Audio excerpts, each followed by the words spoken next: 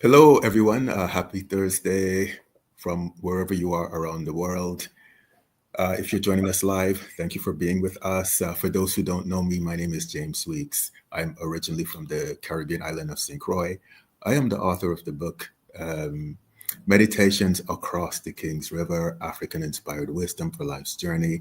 I'm also the founder of the nonprofit, the Across the King's River Foundation, and we empower people with spiritual tools, emotional tools, and financial tools. Today, I'm so honored and excited to have a very, very special guest with us. Her name is Professor Tonya Evans. She is an internationally recognized scholar, the intersection of crypto, blockchain, law, and she's an educator as well. Professor Tanya, she's also the author of the book Digital Money Demystified and an amazing ebook called The Cooperative Economics of Crypto. Professor Tanya, thank you for making time for us today. James, thank you so much. I love these conversations and being able to just amplify your work as well. And I appreciate you very much for your constant support of mine. Sure, thank you. Before we go into your groundbreaking work, I want you to talk a little bit about your background, like where you're from. How did you get even interested in finance and law? Because not many of us are. Did was there some grandmother figure? Was it your parents? Was there someone that motivated you to go into this space? It's such I had a winding road that led to this moment because I'm actually quite risk averse. And so it's sometimes even the work that I'm doing, it shocks me. And it's certainly for those who've known me over my career of 27 years as an attorney, 17 years as a legal academic. Fun fact about me in terms of my upbringing. Um, is that I am a former professional tennis player. So, really, the beginning of my life started very much in elite athletics. I come from two brainiacs. So, my mother is a retired patent attorney, my father is a retired colorectal surgeon. I was the sensitive, athletic, creative child who evidently made good still. But I took a long and winding road to technology and to finance. That wasn't where I began, but I know that I'm also a lifelong learner. I also was an early adopter of all things technology. I was the first person. Now I'm Gen X, kind of like young on the outside, but old on the inside.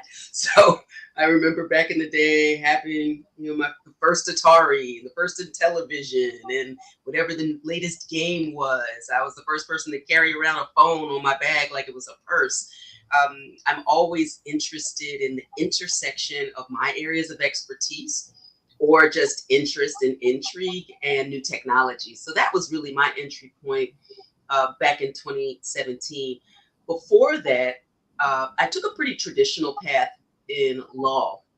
And even though there's some other things during my traditional path of law, I graduated from Northwestern University. I played there on a tennis scholarship. I played professionally for 4 years, most notably in the qualifying rounds of the U.S. Open.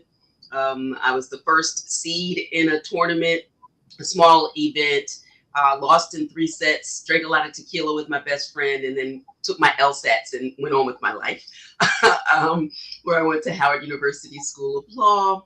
And I served as the editor in chief of the Law Journal, graduated with honors, started in big law, practiced for a short time with my mom, then solo, then into academia. And recently I've retired from full-time academia. I'm always going to be a writer, speaker, teacher. I will continue at Penn State Dickinson Law to teach my blockchain, crypto, and law course, and do so now with other schools as well. But my primary focus is, to your original question, really following where this new technology leads, and more importantly, whether or not this is for somebody's personal portfolio. My focus is really on professionals, legal, financial, and compliance and risk professionals, of how to make this pivot in the same way that I did mid-career. That's beautiful. So one of the things I love about your work is, so even though yes, you're educating these professionals, in especially in the book, The Cooperative Economics of Crypto, you talk Mm. specifically about, okay, how can this new technology impact our communities? And that's not something that we often hear when people out there talking about crypto, crypto, crypto.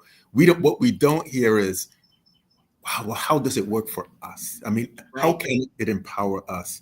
So one of the things that you talk about that this is a great opportunity for us to rebuild wealth.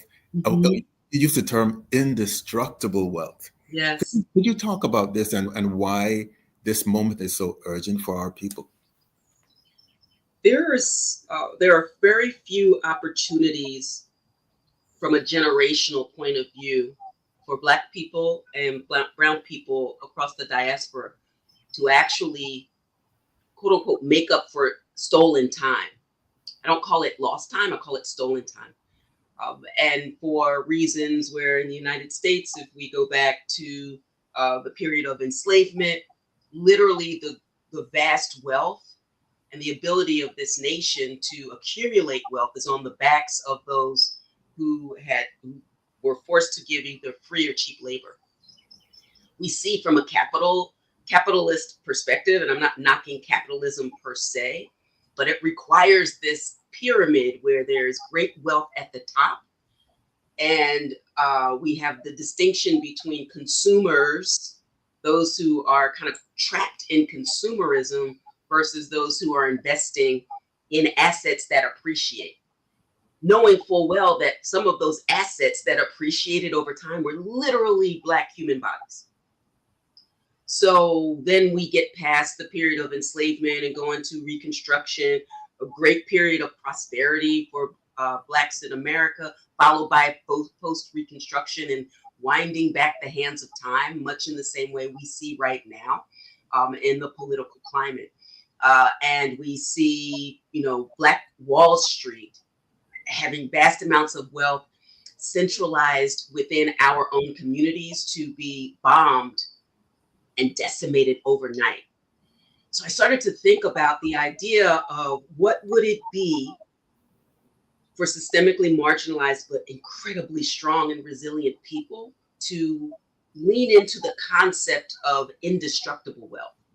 So when I was drawn to crypto, back in 2017, it was during a period of time of initial coin offerings, boom and bust cycle. There were arguments between blockchain, not Bitcoin. But I really wanted to understand what was the point of the ability to transfer value person to person without relying on the system, the government, businesses that have capital that is more than many countries. You think about the tech oligarchs. What would that mean if, for the same people who could leverage it, they actually couldn't prevent others? They couldn't gatekeep others and centralize power in the hand of a few. So that brought me to this concept, and I'm doing a hard launch in the fall of something called Black Web Street. It's taking that combination, as you read about in the cooperative economics of crypto. It's aligning the strategies of Satoshi Nakamoto, whoever he, she, or they are, who invented Bitcoin, to talk about peer-to-peer cash, but really peer-to-peer value, the ability to go back to our origins of exchanging person to person and not necessarily having to trust that person. We come from trust circles, usually. It makes me think of the Susus and all sorts of things where we have cooperative, community-based enrichment. What does that look like in the 21st century? What does that look like when all you have to know is whether I have an asset or not, indicated pseudonymously by a wallet, not my skin color, not my age, not who I love or how much money, etc. Either I have the asset or I don't. And I'm willing to put my trust and faith more in that than the system that was built by me, but not for me. Well, one of the things I love in your book, The Cooperative Economics of Crypto, is you tie it to quanta principles. Mm, Uh, was it the seven principles? Could you yes. could you tell us, and to your point, there's so much in African wisdom or even Yes. some spiritual that supports this idea of what you said, blockchain. Could you talk to us about that and why that's important? It was fascinating to me to align Kwanzaa principles and some of those community-based principles to this idea of um, self-determination, of autonomy, of the power that comes from ownership, not only of assets, but of self, right? So it makes me, so I started about 3 years ago to do um, this free kind of, it was kind of like a little course, like an email course, and that I developed ultimately into the book that you see for cooperative economics of crypto. But it focused on the principles of Kwanzaa. So we're talking about faith. We're talking about we're talking about cooperative economics, collective work and responsibility, creativity. Um, the principle of umoja or unity. And interestingly, when you kind of look at Kwanzaa principles and align them with cypherpunks, most of whom, from the ones that I know, actually don't look like us. They're usually white and male, sometimes in the United States, around the world as well. But the idea of going completely off the grid, being self-reliant, having a shared source of truth about what someone has, what they're transferring, but also being in control of that and not abdicating responsibility or handing over or having that stolen.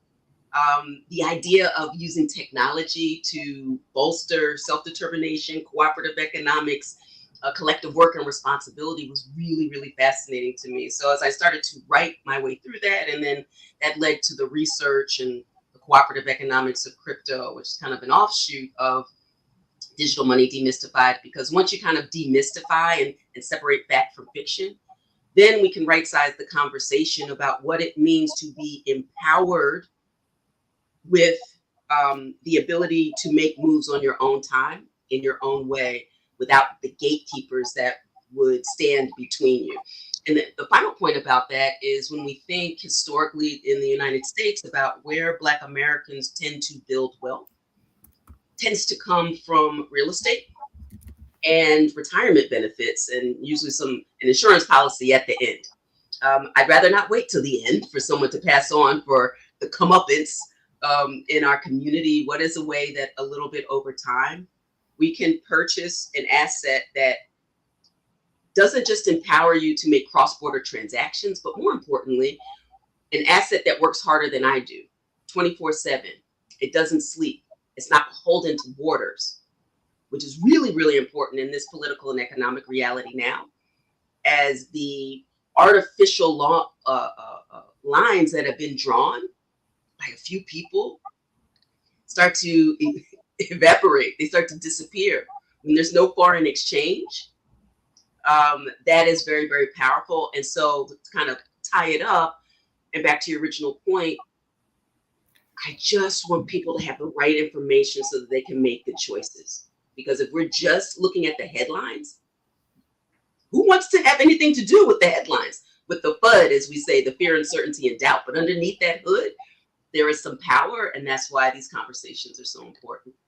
Yes. To be honest, sometimes, especially in the past, when I think about crypto, decentralized finance, I think about gentrification, and I'll explain why. It's with gentrification, the whole notion of get out of the neighborhood. Oh, you're in a neighborhood that's not so good. Your neighborhood is risky. Oh, why do you want to live in the hood anyway? And then while we get out of the hood, other people are moving into the hood, and then we can't get back in the hood because we're priced out. Right. I think about that sometimes when I think about crypto, because somewhere in one of your books, you made the point that while some traditional finance people are telling us, oh, crypto's too risky and all of these things, they're secretly telling their rich people, get involved with this. Could you talk about that? While they're telling us don't do it, they're getting into it themselves. Yeah, that's the gag. That is the gag. It makes me think, Jamie Dimon is a great example from JP Morgan. He's called Bitcoin everything from a pet rock to useless, worthless, don't waste your time. But for the last at least decade, they've been filing patents. They've been counseling their high net worth individuals. One might look at their own personal balance sheets, if you could have access there, that they got in on the front end. And over time, also because they understand high risk, high reward, and those moments in time from perhaps like the agricultural boom, the industrial boom, the internet boom, the digital boom, where we are now, like in a post-information world. There are these inflection points where by the time we find out, by the time a company goes public, people have invested in that and are getting a ginormous return on investment by the time the regular average person hears about an IPO and can finally buy public stock. It's the folks at the top who knew the cypherpunks, understand technology, it's very incestuous in terms of VC funds and where the money is allocated to support the next thing. In fact, while we're talking about this, folks are not only talking about artificial intelligence, which has been around for decades, they're talking about decentralized artificial intelligence and quantum computing and the things that we're not talking about right now. So the idea of being able to compress time by not watching or listening to what they say, but watching what they do, understanding how money moves and power moves. And that's why it's so important to understand what's going on in Washington right now. Last year, this time, we were not having this, you and I could have this conversation, but most people weren't. And then the light switch went off. And, today the president is signing an executive order to permit greater support for Bitcoin to be in retirement accounts. I just had to write about that before we came on. I wasn't talking about that yesterday because it didn't happen yesterday. It happened today. So this is the reason why watching the same naysayers with what we call fear, uncertainty, and doubt that is intentionally injected to, look at the shiny bauble while they're making the power moves as a matter of investment. That's not accidental. That is part of the overall plan. And we have to get more savvy and more sophisticated about knowing enough that we can be empowered to separate fact from fiction on our own, so that in the discussion of the considerable risks, we also unearth the considerable opportunities. Wow. Not that long ago, about 2 months ago, I was talking to a dear friend of mine who's very literate. She's very educated. And she said something that shocked me. I wasn't expecting her to say it. She said she didn't know Bitcoin was an investment vehicle. Mm-hmm. And that's when I realized how much work we have to do with just educating our community. She didn't know. She heard about Bitcoin, but she did not know that it was an investment vehicle. Right. So for those who are not familiar with Bitcoin or crypto, could you in a nutshell explain what it is and why it's important from your point of view? I start with not a technical conversation around it, but just where are we in the next iteration of value? And the fact that, think of all the different ways that we can exchange and engage in commerce. Sometimes it's expedient for me to tip somebody a $5 or $10 bill. Sometimes when I'm leaving the hairdresser, the hair salon, my shampoo girl wants to be tipped in Venmo or Cash App. Sometimes I'm moving a lot of money and it requires a wire. For those who are W-2 employees, we all love a good direct deposit day. Money is already digitally moving, but there is a lot of what we call friction to that. It requires banker's hours. It better not be a holiday. I bought a piece of real estate recently, and I will never time my closing around a holiday again. Because of the difficulty of moving when things don't happen at a certain time, as opposed to the ability to have a digital representation of value that isn't issued by a government. And therefore, this scares people sometimes to say, I like my dollar because it's insured by FDIC insurance, for example. But that's only if you only have $100,000. I love a world where we have more than that, and I would be terrified if I only got $100,000 back and I had $1,000,000 in the bank. Um, Compare that to the idea of now having a software enabled way to transfer value no matter what country you're in or where you are. That I could have Bitcoin, or we can talk about stable coins as well, because stable coins they stay, they hold their value to a dollar if it's pegged to the dollar. Pegged meaning that it will always and ever be $1 and not go up and down like Bitcoin. Um, you could use that type of currency to go anywhere in the world, to do that 24/7 for pennies on the dollar, because it's also quite expensive to move money across borders, because it has to go through all of these checkpoints where everybody's, uh, extracting a premium for the privilege of moving your money. If I sent $1,000 to Ghana, it's a shell of its former self if I'm going through Western Union.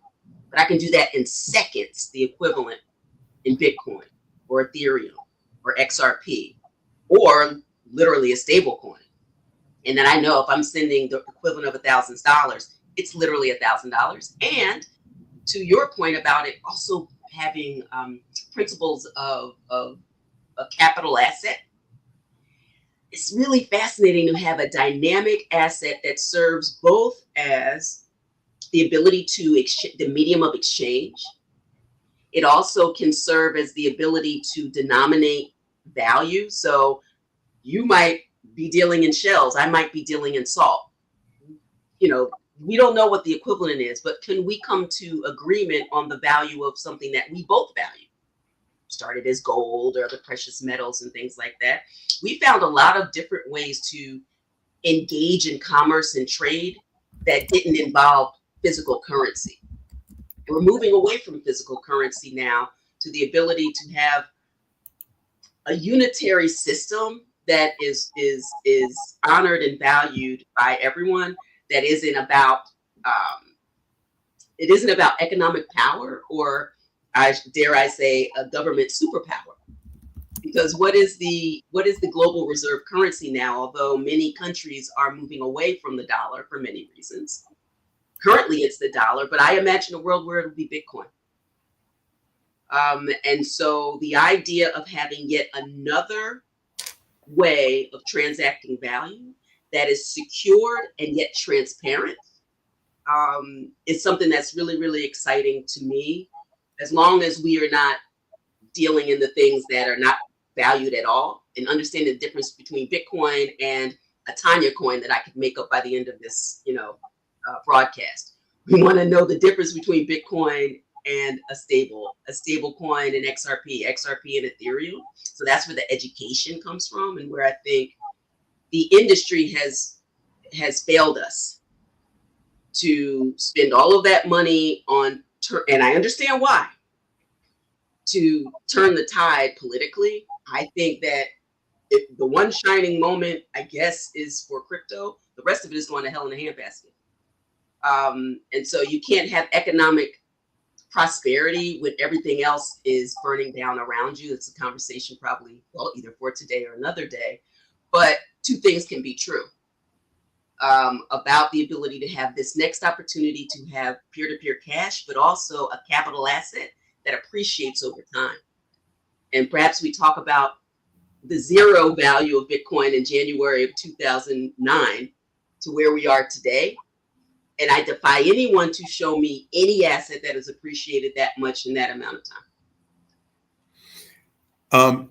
I'm so glad that you mentioned Western Union, and here's why. I was reading about the fees that we pay, that Africans pay to send money back to Africa. And what people don't, it's a staggering amount of money in fees alone. I think it was something like in 2023, Africans spent like $8 billion this is just fees to send money.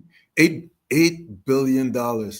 And so when we think about crypto, that's a statistic that they don't want us, I guess, talking about or knowing about. Right. I mean, imagine if we had, instead of paying that $8 billion in fees, we had $8 billion to build hospitals or schools or grant or create jobs. Could you talk about this? I mean, that's just one example of the tremendous amount of money that flows out of our community that if we were using decentralized finance, it would be it's a tiny fraction. Could you talk about this?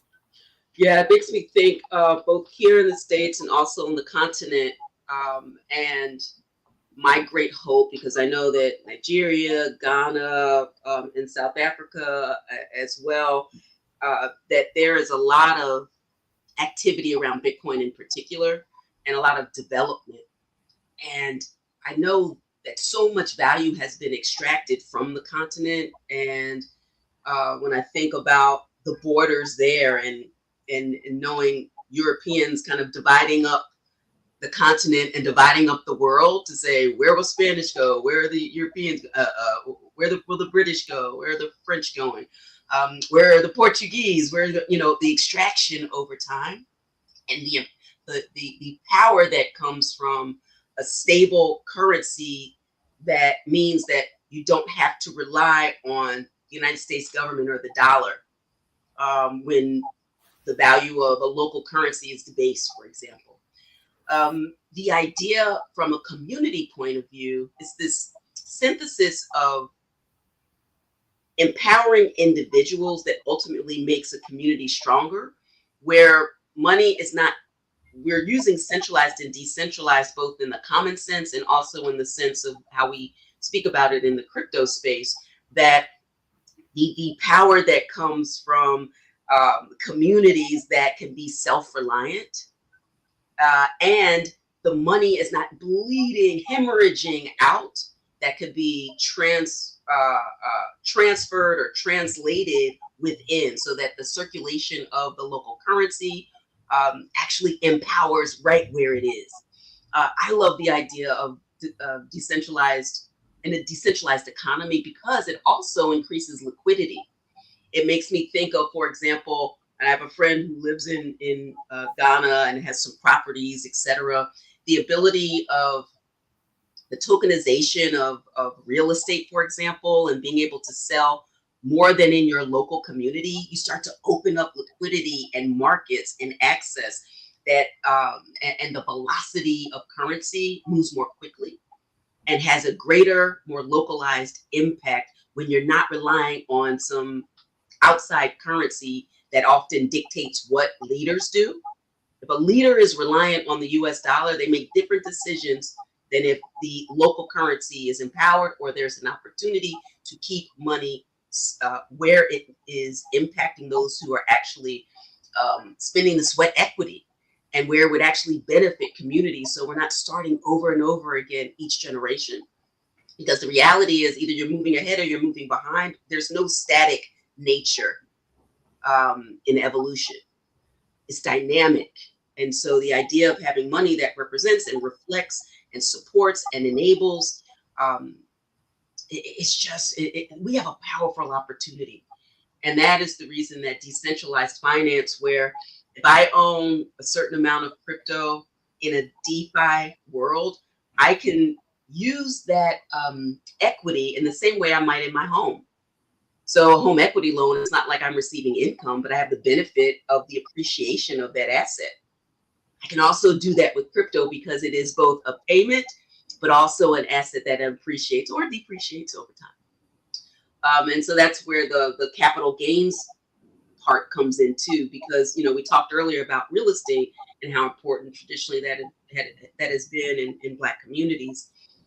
But all capital assets, those that have their own inherent value, but also can appreciate over time, so that my assets are working harder than me. Because anytime I'm trading my time for money, I'm losing. I'm losing, particularly in an economy where we're just always going to print more money. There's a famous quote that is said that the United States, no matter how bad this debt crisis becomes, will never default because we can always print more money, which is terrifying and accurate. But you cannot create more Bitcoin. So that precious, finite, valued resource, The more that people know, and the more the people demand, and the more people like you and me that will, I mean, you have to pry Bitcoin from our cold dead hands, that price is going to shoot up because it is like the equivalent of digital gold. There's only purportedly for gold a certain amount, right? We don't know. We keep finding new gold. I don't know. But we're not finding new Bitcoin is the point. And that's why the ability to have a decentralized economy makes a lot of sense locally. Wow. For those who have not got started on their crypto journey yet, what would you recommend? I mean, and I want to say this. Well, I really recommend you start by reading her books. You must get her books. That's a good place to start. Yeah, digital money. I don't Digital Money Demystified. I'll put a link in the chat, and also her ebook. But outside of your books, where should people start? Where do you recommend people start? You know, we live in this kind of, I call it a post-information world. I'm running a webinar, a free webinar series right now that I highly recommend as well.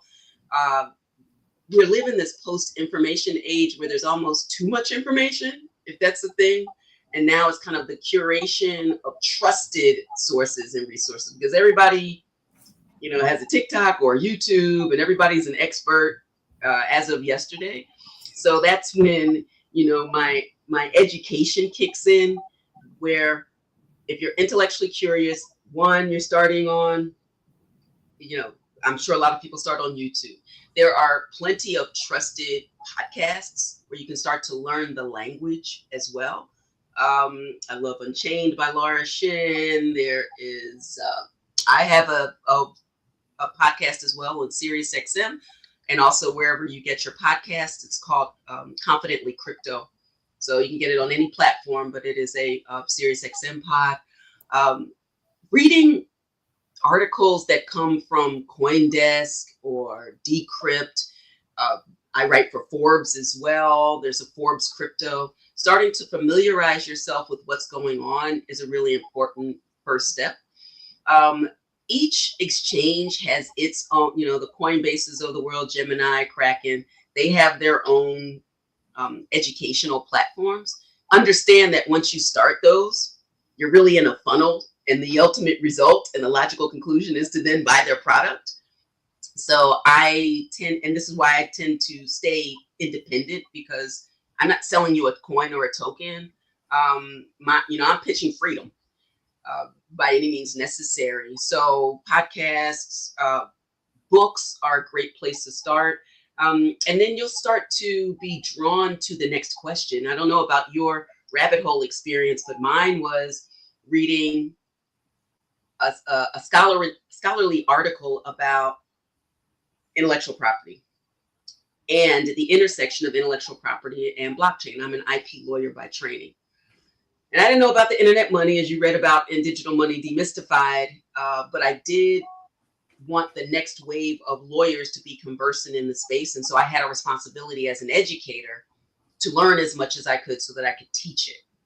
And really understand the point of, if you have dollars, what do you need anything else for? Like, I'm confused. My grandmother, she liked to go to the bank. I like to go to the ATM. I don't understand things that I don't know, and I'm not a technologist. But the way that I started was that question about, at the intersection of what I already do, how is this new technology disrupting it? Where are the risks and where are the opportunities? And I feel like that is the rabbit hole experience that each person can have, because it becomes familiar. That I wanted to know, how does this relate to copyright and trademark and patent? How does this change my relationship to the law? What laws are changing? And what does that mean for my teaching? What does that mean for my practice? What does that mean for my consulting? And I think that's a really great way for people to have some level of comfort by just doing a regular search or some generative AI conversations about, how is this technology implicated in my life and how can I make it better? So question, so if we say, like you said in your book, like, this is a great opportunity for us at this time of history, it's an urgent time, a chance for us to potentially move forward. What do you think people will regret 5 years from now if they're not positioning themselves in this space? What do you think our regrets will be? every day I continue to hear it. Whenever you see the price action pump for Bitcoin, like today on the news of the president, about to sign this executive order, um, and 401ks now being able to hold Bitcoin in a greater swath. That news on the news thing, big money moves, and that gets people's attention. And they every single day, this to be true. Or every time there's a pump, they say it's too late. It's too late. So when I opened the Advantage Evans Academy back in June of 2020, the price of Bitcoin was $10,000, 10,000 per coin. And they were like, that's too rich for my blood, or it's too late. I guess it's too late. And then I remembered my first bull cycle, and it pumped up to like 17 or 19,000. It's too late now. I should have bought it 10. We are now, and we had our most recent all-time high of 123,000 per coin. What people don't understand is fractional ownership. You don't have to have $123,000 in order to, it's not all or none in crypto in the same way that people think about stocks. Unless you have mutual funds or something like that, right? That taking a small amount consistently over time on a dollar cost averaging basis, money that you probably wouldn't miss anyway, that is going to over time work harder than you, that you at least be in the game so you're not scrambling to catch up. This is the opportunity. There's nothing holding you back from participation except fear and lack of information. So the two types of fear, neither one of them work particularly well in any investment environment, and certainly not in crypto. And it's fear of missing out, make poor choices, you're rushing, you don't have all the facts, you don't have a plan, or fear of getting in. I call it fogey. I made it up, right? And both of them are centered in fear, because the reality is this is not so much of a money move, but a mind move. This is it's a fundamental mind shift of trusting yourself, that when you have new information, you get to make a new decision. We are taught from a very early age not to trust money in our hands. My grandmother used to say, don't let that burn a hole in your pocket, right? Or all these things that we tell our children and that we circulate in community about our relationship to money. There's a ton of fear around it, which makes our conversations more challenging, because this is about censoring. Like, if it goes wrong, I can't blame anybody else. But that is where the power lies. If you get a year out, 5 years out, 10 years out, and you have not made peace with your relationship with this next wave of currency, you won't even be able to have the conversation about central bank digital currencies, but stable coins, which will become a staple of finance. That is removing the friction you talked about and the cost of moving money. Just practically speaking, the ability to engage in the commerce of the future today puts you ahead of the curve, because most people are still not having this conversation. So those are the things that people will regret, because you will continue to learn that people are making decisions about your money, and you want to be that person. Either you're going to do it or they're going to do it, and they're doing it right now. They're doing it literally right now. BlackRock, JP Morgan, even Bank of America and Merrill Lynch. I remember working with them years ago, and they thought I was crazy and didn't want anything to do with it, largely because of Choke Point 2.0. We haven't really talked about that, but long story short, just executive agency decisions to include regulatory friction to keep banks on the sidelines, and they were putting fear in other people. We don't really have that right now. And so, again, there's nothing standing between you and your ability to learn and to earn. It's not legal or financial advice. Everybody's different. It's going to mean a different thing to you. But you are empowered to move forward, to at least learn in trusted spaces, from the James Weeks of the world, from the Tonya Evans of the world. And those, if you're in our circle, then we operate in trusted circles as well, so that you start to become more comfortable, and then you can make good choices. Question for you. So at least in some of the spiritual communities that I come from, people never talk about money. It's like it just doesn't happen. It's like, well, we don't have to talk about that. Why are you bringing this up? Why are you talking about finance or money? So publicly, we don't say a word about it. Mhm. And so publicly, everyone is just, they're all right. But Mhm. privately, when people are talking to me privately, they're always talking about money in the sense of they're stressed out, they're Mhm. worried, they have this bill coming up, they don't know what to do, they're scared. But mostly it's they're stressed, they're working long, long hours. Why why do you think this is in our community Mhm. that we have this relationship, or we feel this isn't something we should discuss, or that we don't need to discuss? What are your thoughts on this? I think we bought into the idea of excellence and meritocracy. There are some lazy, mediocre, loud and wrong people who are in charge of a lot. And the idea, if I just check, and I'm a box checker, honey. I am a inside the lines colorer, as I say in my book. I come from people who do that, and I come from excellence. Not being excellent is actually not even a thought because I'm just excellent. That's not bragging. It is what it is. I am excellent. And yet, through my years in academia, I practiced law for 10 years before even getting to academia. You go into these, and Michelle Obama said this on her book tour, and she's obviously the highest levels of government and business. We're surrounded by mediocrity and those who are not playing by rules that we value. So let's sit with that. What does that mean? Does that mean not be excellent? Does that mean not have values? Does that mean not be God fearing and community centered and focused on um, all of the principles and the spirituality that we know? Absolutely not. But we do take lessons from that about where we spend our time and where we spend our attention, because time and attention leads to money. If I'm spending my time there, I'm probably spending money. So I'm spending my attention there. Somebody's making money off of it. If something is free, then that means I'm the product. Let me reevaluate how I'm spending my time and my dime.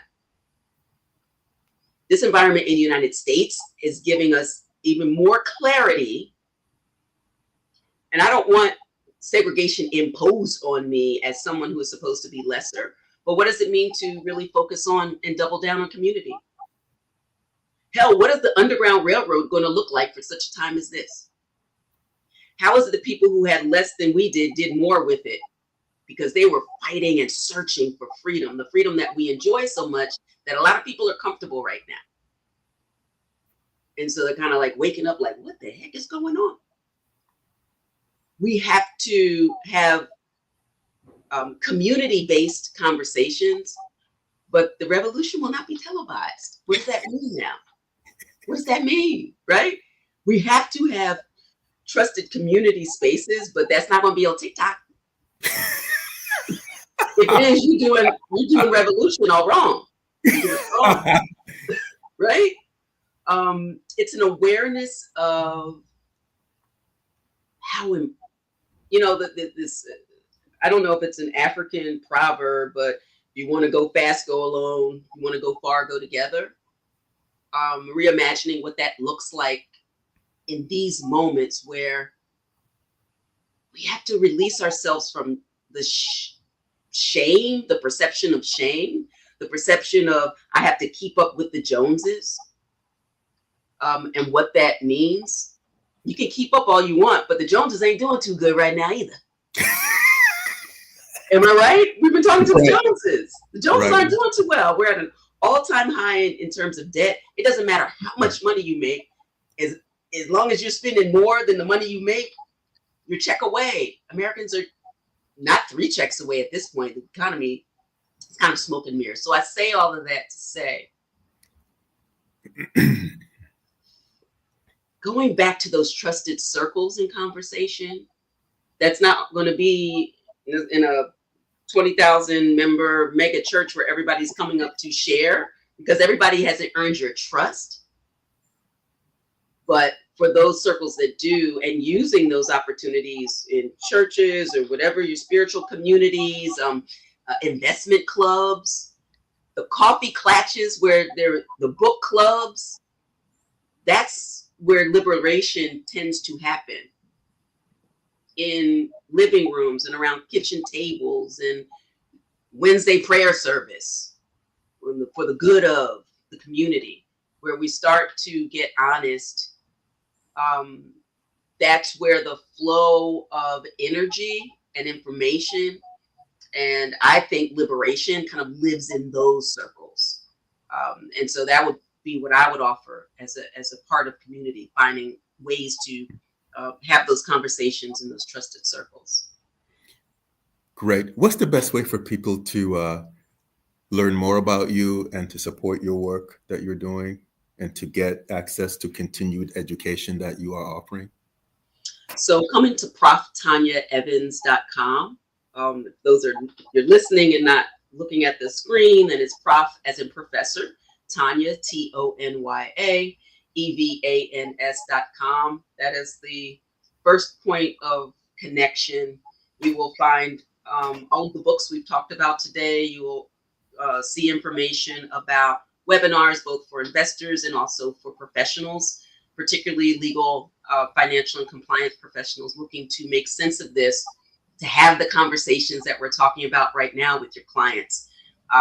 And you will see my Forbes articles, more information on the podcasts, and ways to reach out to me if you're looking for a speaker, a presenter, some internal communications, or continuing education. That is the work that I'm doing right now. And I'd love to compress time so that, I did the heavy lifting so you don't have to. So to compress your learning curve so that you get up quickly and confidently, I'd be happy to be on your team. Well, and so again, for those who are listening later, Professor Tonya Evans is out there fighting for us, not just us, but for financial professionals so that they could understand how these new laws and regulations affect us. So I'm asking you to, support her work.